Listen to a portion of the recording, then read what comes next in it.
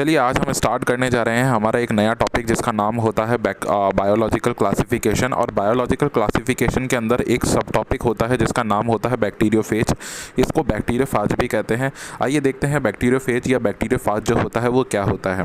देखो यह एक तरह का क्या होता है, वायरस होता है। ठीक है, आप लोगों ने जैसे छोटी सी कक्षाओं के अंदर भी पढ़ा होगा कि वायरस जो होता है वो क्या करता है, वो जनरली दूसरे ऑर्गेनिज्म को क्या करता है, मतलब उनको डिस्ट्रॉय करने की या उनको ख़राब करने की कोशिश करता है। ठीक है, उनको हार्म पहुंचाता है। तो देखो वायरस जो होता है ना वो दो तरह के होते हैं। एक होता है डीएनए डिपेंडेंट वायरस और एक होता है आरएनए डिपेंडेंट वायरस। जैसे आपको पता है, मतलब जिसके पास में जो जेनेटिक मटेरियल होता है वो डीएनए का होता है, वो डीएनए डिपेंडेंट वायरस कहलाता है। और एक होता है आरएनए डिपेंडेंट वायरस, मतलब जो आरएनए जो होता है उसके अंदर एक जेनेटिक मटीरियल के रूप में जो होता है वो पाया जाता है। तो यहाँ जनरली हम लोग बात करने जा रहे हैं, उसका नाम क्या होता है, उसका नाम होता है बैक्टीरियोफेज। क्या नाम होता है उसका? बैक्टीरियोफेज होता है। ठीक है, जो बैक्टीरियोफेज होता है उसके अंदर मेनली मतलब जेनेटिक मटेरियल रहता है वो क्या रहता है, वो आरएनए रहता है। देखो जैसे मैंने यहाँ पर बनाया है, तो यहाँ पर क्या होता है, इसके बीच के अंदर क्या पाया जाता है, एक आरएनए पाया जाता है। आरएनए जो होता है एक सिंगल स्टैंडर्ड जो होता है वो थ्रेड होता है, जिसको हम लोग एसएस कहते हैं, सिंगल स्टैंड या सिंगल स्टैंडर्ड इसको कहा जाता है। ठीक है, इसके जो होते हैं जनरली इसके पूरी एक बॉडी होती है एक बैक्टीरियोफेज की, जिसके 3 पार्ट होते हैं। सबसे पहला जो होता है वो आप लोग देख रहे होंगे यहाँ पर, इसको बोलते हैं हेड पीस। ये जो होता है इसका हेड पीस होता है। और नीचे जो आता है उसको हम लोग क्या बोलते हैं, टैल बोलते हैं। नीचे जो आता है इसकी तरफ ये देखो, इसमें लिखा होगा टायर फाइब्रिल।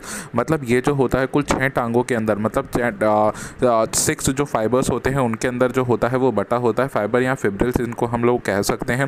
ठीक है, उसी तरह से एक होता है कॉलर। कॉलर जो होता है इसके जस्ट हेड के बीच में, कॉलर को हम गर्दन वाला या ग्रीवा वाला भाग भी कहते हैं, इसको हम शीर्ष वाला भाग भी कहते हैं, हेड को हम शीर्ष भी कहते हैं हिंदी के अंदर, और कॉलर को हम लोग ग्रीवा भाग भी कहते हैं। क्योंकि ये देखो बीच के अंदर जो होता है एक प्लेट के रूप में कॉलर से जो होता है वो इस शीत के द्वारा, मतलब इस आच्छाद के द्वारा होता है, वो जुड़ा हुआ रहता है।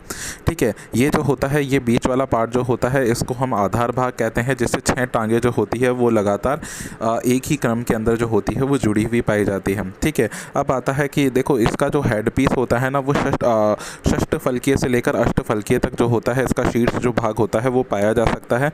तो देखो यहाँ पर क्या होता है कि ये पूरा का पूरा जो पीस आपको दिख रहा है, जैसे एक बेंजीन रिंग जैसे मैंने यहाँ आपको बना दी है, वैसे ही अगर 3D में बनाएंगे ना तो इस तरह से ये कुछ बनेगा। नेक्स्ट बात करते हैं, ये जो होता है वो इसके अंदर बीच के अंदर क्या पाया जाता है, इसके बीच के अंदर पाई जाती है एक आरएनए थ्रेड, जिसको ये ही इसका जेनेटिक मटेरियल जो होता है वो होता है। देखिए इसके बाहर की तरफ जो ये लेयर पाई जा रही है ना, ये वाली, ये जो बाहर की तरफ जो लेयर पाई जा रही है यहाँ से यहाँ तक जनरली आप लोग देख पा रहे होंगे, ये जो लेयर पाई जा रही है ना बच्चों, तो ये वाली जो होती है वो बेटा क्या होती है, 3D के अंदर जो होती है अष्टफलकीय से लेकर षष्ठफलकीय तक जो होती है वो पाई जा सकती है, अगर 3D में मैंने बात करी तो। ठीक है, अब नेक्स्ट बात करते हैं कि भाई ये चीज़ जो होती है वो सर होती क्या है। देखो बेटा ये जो होती है ना ये प्रोटीन की लेयर होती है। क्या होती है? ये प्रोटीन की लेयर होती है। क्या होती है? ये प्रोटीन की एक लेयर होती है। ठीक है, प्रोटीन की लेयर के कारण ही जो होता है इस पूरे के पूरे बैक्टीरियोफेज का या वायरस का जो होता है वो बीच में पाया जाने वाला डीएनए मटेरियल जो रहता है या आरएनए मटेरियल जो रहता है वो सुरक्षित होता है। इस बैक्टीरियोफेज की खासियत होती है कि इनके ऊपर एक प्रोटीन की लेयर पाई जाती है। ठीक है, अब प्रोटीन की लेयर जो होती है वो कैसी दिखती है, देखो मैं आपको बता देता हूँ। अगर इसको हम लोग क्या करें और थोड़ा सा डीपली स्टडी करें इसकी, तो ये पूरा स्ट्रक्चर इस तरह से दिखाई देता है आपको। ठीक है, तो जैसे आप लोगों को मैंने बताया ये बेटा इस तरह से कुछ ये स्ट्रक्चर जो होता है वो इस तरह से कुछ जो होता है वो बटा हुआ रहता है। ठीक है, देखो इसके अंदर ये जो रेड आपको देखो मोतियों की माला जैसा दिख रहा होगा, ये इसका एक ही स्टैंडर्ड है जो कुंडलित होकर इस तरह से क्या हो रखा है, अरेंज हो रखा है। देखो यहाँ पर जो होते हैं ना ये छोटे छोटे जो होते हैं वो एक एक क्या पाए जाते हैं, ये प्रोटीन की पट्टिकाएँ होती है। क्या होती है? प्रोटीन की पट्टिकाएँ होती है, जिनको हम क्या कहते हैं, कैप्सिड कहते हैं। क्या कहते हैं? कैप्सिड कहते हैं। और देखो कि ये जो होता है वो आरएनए जो थ्रेड होगा वो आपको पहले ही बता चुका हूँ कि आरएनए थ्रेड होगा। ये पूरी की पूरी जो पट्टिकाएँ होती है आप लोगों को दिख रही होगी, इनको हम कैप्सिड कहते हैं। क्या कहते हैं? कैप्सिड कहते हैं। बेटा ये कैप्सोमियर बनाते हैं। अगर बहुत सारे कैप्सिड अगर आपस में जुड़ जाते हैं तो वो क्या बना लेते हैं, कैप्सोमियर बना लेते हैं। बोलो समझ में आ जाएगा, या फिर कह सकते हैं कैप्सोमियर से ही ये बने होते हैं। ठीक है, अब बात करते हैं बैक्टीरियो वायरस जो होता है, मतलब बैक्टीरियोफेज जो होता है वो काम क्या करता है। देखो काम करने का मतलब होता है ये टोबैको के अंदर उसकी लीव्स के अंदर मोज़ेक बना देता है। क्या बना देता है? मोज़ेक बना देता है। बैक्टीरियोफाज की बात करते हैं। देखिएगा बैक्टीरियोफाज जो था इसकी खोज किसने करी थी, क्या करी थी, वो मैं आपको बाद में बताऊँगा। लेकिन सबसे पहले बात करते हैं वायरस के बारे में। वायरस की जो खोज करी थी वो सबसे पहले किसने करी थी? अगर हम लोग जनरली एनसीईआरटी की बात करें, किसकी बात करें, हम लोग एनसीईआरटी को ही फॉलो करते हैं, तो एनसीईआरटी की बात करें तो सबसे पहले बैक्टीरिया मतलब वायरस की जो खोज थी वो किसने करी थी? वो करी थी जिसका नाम था जैसे इसका नाम था, मैं आपको बता देता हूँ, 1892 की बात है। इसकी सबसे पहले खोज किसने करी थी? जैसे हम लोग बात करते हैं भाई, सबसे पहले तो सेल की खोज करी थी। बच्चे कन्फ्यूज़न होते हैं कि भाई सेल की खोज जो थी ना, वो एक वायरस की खोज नहीं थी, वो एक बैक्टीरिया की खोज थी। किसकी थी? बैक्टीरिया की, जिसकी खोज किसने करी थी? एंटन वॉन लीeuwenhoek ने करी थी। बोलो समझ में आ जाएगा क्या? देखो इसका जो नाम था ना, बहुत टिपिकल सा नाम है, थोड़ा बहुत आप लोगों को ध्यान में रखना पड़ेगा। मैं आपको बता देता हूँ, 1892 की बात बता देते हैं, 1892 की इवानोवस्की, इवानोवस्की, क्या नाम है? इवानोवस्की ने सबसे पहले क्या करा था? बैक्टीरिया की खोज करी थी और देखा था कि टोबैको के अंदर एक क्या करता है, बीमारी कॉज करता है, जिसका नाम होता है टोबैको मोज़ेक वायरस, इन्होंने इसका नाम दिया था। ठीक है, जनरली इसके बारे में जो था 1892 के अंदर जो था वो बाद में आए थे साइंटिस्ट, जिसका नाम था एम डब्ल्यू बेंजेरिक, है ना, बेंजेरिक, है ना, एम.डब्ल्यू. बेंजेरिक आए थे। इन एम.डब्ल्यू. बेंजेरिक नाम के साइंटिस्ट ने क्या करा था ना बेटा, इन्होंने बिना इसके छोटे छोटे जो थे इसके एक फ्लूइड अलग कर लिया, मतलब इन टबैको की जो पत्तियां थी ना, उनमें से एक फ्लूइड अलग कर लिया, जिसको इन्होंने क्या नाम दिया था? कंटेजिनम वाइनम फ्लूइड। क्या नाम दिया था? कंटेजिनम वाइवम फ्लूइड नाम दिया था, है ना। ये एनसीईआरटी में मेंशन किया हुआ है। इसका नाम दिया था कंटेजियम वाइवम, है ना, वाइवम, कंटेजियम वाइवम फ्लूडियम, है ना। ये पूरा नाम आपको याद रखना पड़ेगा, फ्लूडियम नाम दिया था। और बाद में इसको हम लोग इंग्लिश में ट्रांसलेशन करके इसका नाम देते हैं इन्फेक्शनस फ्लूइड। क्या नाम देते हैं? इन्फेक्शनस फ्लूइड नाम दिया था। बाद में बेटा इसके क्रिस्टल तैयार किए गए थे, है ना। बाद में इसके क्या करे गए थे? क्रिस्टल तैयार किए थे। क्या तैयार किए थे? क्रिस्टल्स तैयार किए थे। आपसे पूछा जाएगा किसने करे थे, तो एम.डब्ल्यू. स्टैनले। किसने करे थे? स्टैनले, एम.डब्ल्यू. स्टैनले ने करे थे 1935 में। ठीक है, एम.डब्ल्यू. स्टैनले ने क्या करा था? इसके क्रिस्टल तैयार किए थे। ठीक है, अब मैं आपको थोड़ी बहुत इसके बारे में थोड़ा बता देता हूँ भाई, ये क्या होता है, क्या काम करता है, क्या नहीं करता है। ठीक है, तो सबसे पहले बात कर लेते हैं हम लोग, नेक्स्ट बात करते हैं हम लोग। देखिए बैक्टीरियोफेज जो होता है बेटा, ये क्या करता है? देखो उसका नाम क्या होता है, मैं आपको बताता हूँ। Bacteria phase. देखो फेज का मतलब क्या होता है? खाना। क्या होता है? खाना। Bacterio phase. अब फेज का मतलब क्या होता है? खाना होता है। बैक्टीरिया मतलब होता है बैक्टीरिया को खाना, मतलब क्या करना? जीवाणुओं को खाना। किसको खाना? जीवाणुओं को खाना। तो जीवाणुओं को खाने का मतलब क्या होता है कि जो जीवाणुओं को खाता है क्या कहलाता है? बैक्टीरियोफेज कहलाता है। देखो आप लोगों को यहाँ पर दिख रहा होगा, जैसे ये एक आपको कचौड़ी या पकौड़ी जैसा दिख रहा होगा, जिसको हम लोग ई कोलाई कहते हैं। क्या कहते हैं? ई कोलाई कहते हैं। और ये मक्खियों का जैसा या कोई कीड़ों का जैसा आप लोगों को वायरस दिख रहा होगा, हालांकि ये बहुत छोटी सी कोशिकाएं होती है। ठीक है, अब देखिएगा, ये उसका पूरा नेचर जो होता है वो वायरस के जैसा ही होता है। हम लोग इसको वायरस के नाम से भी जानते हैं। ठीक है, ये देखो एक ई कोलाई का जो है जीवाणु है, उसका आपसे ये देखो, ये निकलता हुआ ऐसे फ्लैजिला आप लोग देख रहे हैं इस कोशिकाओं से। ये देखो, ये फ्लैजिला आप लोग निकलते हुए दिखाई दे रहा होगा, तो आप समझ जाओगे ये प्रोकैरियोटिक कोशिका का एग्जाम्पल है, जिसका नाम होता है ई कोलाई बैक्टीरिया। एस्चीरियस कोलाई नाम के साइंटिस्ट ने क्या करा था? इसके बारे में हमें बताया था। तो ई कोलाई इसको कहेंगे हम लोग। क्या कहेंगे? ई कोलाई बैक्टीरिया हम लोग इसको कहेंगे। ठीक है, समझ में आ जाएगा क्या? ई कोलाई बैक्टीरिया हम लोग इसको कहेंगे। अब ये जो देखो बैक्टीरिया को खा जाता है ये वाला, इसमें क्या करता है? यहाँ से ये अपने जो हेड पीस होता है ना बेटा, इसको इसमें क्या कर देता है? एंटर करवा देता है। एंटर जैसे ही ये हेड पीस जो होता है इसके अंदर एंटर कर जाएगा, बाद में इसके अंदर मिलने वाले, मतलब ई कोलाई की जो कोशिकाओं में मिलने वाले एंजाइम जो होते हैं, इस प्रोटीन को क्या कर देते हैं? डाइजेस्ट कर देते हैं। ये प्रोटीन जैसे ही डाइजेस्ट होता है तो इसके अंदर पाया जाने वाला जो बीच में जो थ्रेड होता है, जेनेटिक मटीरियल हो जाता है, वो इस कोशिका में चला जाता है। और इस कोशिका में जाने के बाद में इन कोशिकाओं के डीएनए के साथ में जुड़कर क्या कर लेता है? संक्रमण कर देता है। देखिए आगे पढ़ते हैं। सबसे पहले बात करते हैं बैक्टीरियोफेज का मतलब क्या होता है? बैक्टीरिया ईटर, मतलब जो बैक्टीरिया को खाने वाला हो।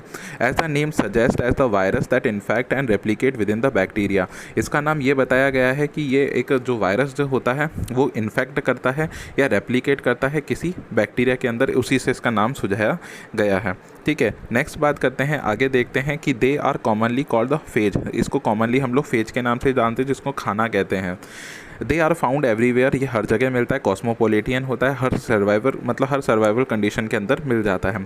कंटेन द डीएनए और आरएनए, जनरली जो होता है वो आरएनए कॉज करेगा, तो लेकिन डीएनए भी कभी कभी कर सकता है एज अ जीनोम, मतलब जीनोम के रूप में, which is encapsulated in a protein code, जो कि प्रोटीन कोड जैसे मैंने आपको बताया कि ये एक प्रोटीन इसका कोड होगा, उसके अंदर ये बैठा हुआ रहता है। दे ऑल्सो इन्फेक्ट द आता है आर्चियास, मतलब ये बहुत दूसरी चीज़ों को भी क्या करता है, इन्फेक्ट करता है। आगे बढ़ते हैं, bacterial bactericidal activity of the bacteriophage was first discovered in 1896।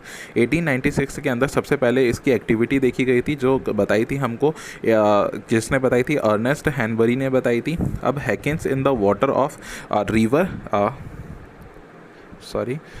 देखो इसने बताया था कि है ना, Hankins in the water of a river Ganges, अब आता है which could kill cholera bacteria, मतलब क्या हुआ था, इसने सबसे पहले जो था वो गैंग्स रिवर जो थी उसके अंदर सबसे पहले क्या बताया था कि भाई ये पानी के अंदर पाया जाता है और ये जो होता है वो हैजा कॉज करता है, मतलब हैजा कॉज करने वाले बैक्टीरिया को क्या कर जाता है, खा जाता है। हैजा कॉज करने वाला, देखो कॉलेरा जो होता है ना, आप लोगों को पता होगा कि हम लोग को हैजा को मतलब विब्रियो कॉलेरी जो होती है वो बैक्टीरिया जो होता है उसको क्या कर जाता है, ये खा जाता है।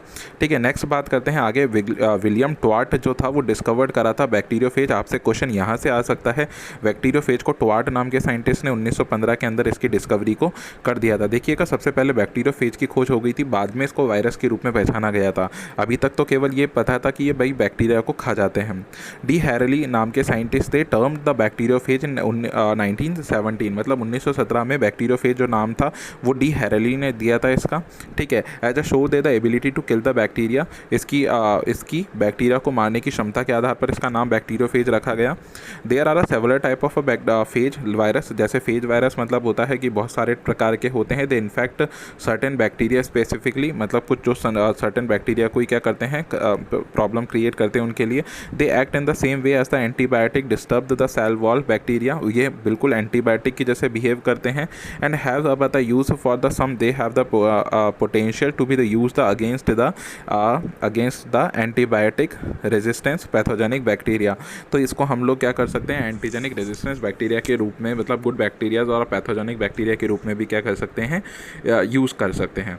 नेक्स्ट बात करते हैं स्ट्रक्चर कैसा होता है। मैंने आपको बता दिया है पहले ही, प्रोटीन कोट पाया जाता है जिसको हम कैप्सिड कहते हैं, विच इनकैप्सुलेटेड द जीनोम, जिसके अंदर मतलब जो होता है, देखो इस तरह से क्या होता है, ये पूरा कैप्सूल हो गया और इसके अंदर इसका जीनोम जो होता है वो इनकैप्सुलेटेड रहता है। पॉलीहेड्रल आपको पता है बहुफलकीय के रूप में ये पाया जा सकता है, जनरली अष्टफलकीय और षष्ठफलकीय के रूप में पाया जा सकता है ना। हेक्साहेड्रल जिसको आप लोग जानते हैं, या ऑक्टाहेड्रल के ऊपर उसको आप लोग जानते हैं। इट मे बी एनवेलप्ड और non enveloped, have a different shape और अ रॉड शेप। अब आता है फिलामेंटस आइसोमेट्रिक, मतलब जो होता है कि ये कैप्सूल जो होता है ना बेटा, वो या तो है ना, देखो एनवेलप्ड हो सकता है या नॉन एनवेलप्ड हो सकता है, ये बहुत ध्यान रखना है। और जनरली पूछा जाएगा तो एनवेलप्ड बोलेंगे आप लोग, ठीक है। The capsid is a made up of a many capsomere, मैंने आपको बोल दिया था कि भाई ये जो होते हैं बहुत सारे कैप्सोमियर्स के मिलकर बना हुआ होता है। इनके साइज़ जो होता है और जो शेप होता है वो सब के लिए अलग अलग होता है। The genome consist of a ऐसे सिंगल स्टैंडर्ड या डबल स्टैंडर्ड डीएनए इसके अंदर, आरएनए इसके अंदर पाया जा सकता है, और जनरली जो होता है वो लीनियर और सर्कुलर हो सकता है। Genome code of a protein अब आता है रिगार्डिंग टू 4 to 100 KB। ध्यान रखना है इसके अंदर जो प्रोटीन जो हो सकता है वो मॉलिक्यूल्स की बात कर लेता है, वो 4 से लेकर 100 तक हो सकते हैं। देखो, और इसके अंदर अगर हम बात करेंगे कि भाई बैक्टीरियोफेज का डीएनए जो होता है उसका किलो बेस पेयर कितना होता है, 735 किलो बेस पेयर जो होता है उसका जीनोम होता है, मतलब इतना लंबा वो होता है। बात करते हैं टेल में, have a long and a short. Tail जो होती है, जैसे आपको बताया था, टेल जो होती है वो लंबी और छोटी हो सकती है, कॉन्ट्रैक्टाइल नॉन कॉन्ट्रैक्टाइल हो सकती है। फाइबर जो होते हैं वो प्रेजेंट होते हैं, फाइबर मतलब वो टांगों को ही कहते हैं। It help in the anchoring the virus, अब आता to the bacteria cell wall, मतलब बैक्टीरिया सेल वॉल के अंदर प्रवेश करने में इसकी क्या करता है, मदद करता है ना। तो इस तरह से मैंने आप लोगों को क्या था जनरली ये चीज़ सारी बता दी है। बात करते हैं इसी के अलावा भी, देखो वायरस के जैसे ही कुछ चीज़ मिलती है जिसको हम लोग प्रियन भी कहते हैं। प्रियन एक तरह की प्रोटीन होती है बेटा। Protein in that can trigger normal protein in the brain to fold the abnormal prion disease. मतलब क्या करती है, ये हमारे ब्रेन्स के अंदर, सेल्स के अंदर एंटर कर जाती है, कुछ अलग प्रकार की प्रोटीन बनाने को क्या कर देते हैं। जैसे मान लो ये प्रोटीन जो होता है ना, मतलब प्रियॉन्स कुछ प्रोटीन जैसे वायरस होते हैं, वो हमारे शरीर के अंदर चले जाते हैं और जाने के बाद में क्या कर देते हैं, हमारी सेल्स के अंदर मिलने वाली प्रोटीन जो होती है ना, और उसी प्रोटीन में क्या कर देते हैं, म्यूटेशन कर देते हैं, ताकि डिफरेंट टाइप की प्रोटीन्स जो हमारा आरएनए जो था वो बनाने लग जाए, मतलब राइबोसोम बनाने लग जाए। जिससे क्या होता है कि एक बीमारी कॉज हो जाती है, जिसको हम लोग देखो एक जैकब डिजीज़ के नाम से जानते हैं। किस नाम से जानते हैं? जैकब डिजीज़ के नाम से जानते हैं। तो आपको केवल याद रखना होगा, Jacob disease is cause by the prions. ठीक है, बस इतना ही था हमारे बैक्टीरियोफेज के बारे में। आप लोगों को जनरली मैंने इसके बारे में सारा कुछ पढ़ा दिया है। ठीक है, बस आप लोगों को ध्यान रखना है कि इससे ज़्यादा सवाल जो होते हैं वो आप लोगों से कभी नहीं पूछे जाएंगे, ना कभी आपके एग्ज़ाम में आ सकते हैं। ठीक है, तो नीट जैसे जो एग्ज़ाम हो गया और जो एम्स हो गया, उनके लिए बहुत मोस्ट इंपॉर्टेंट टॉपिक था। तो ध्यान में रखने वाली चीज़ केवल आपके लिए यही थी। Thank you so much.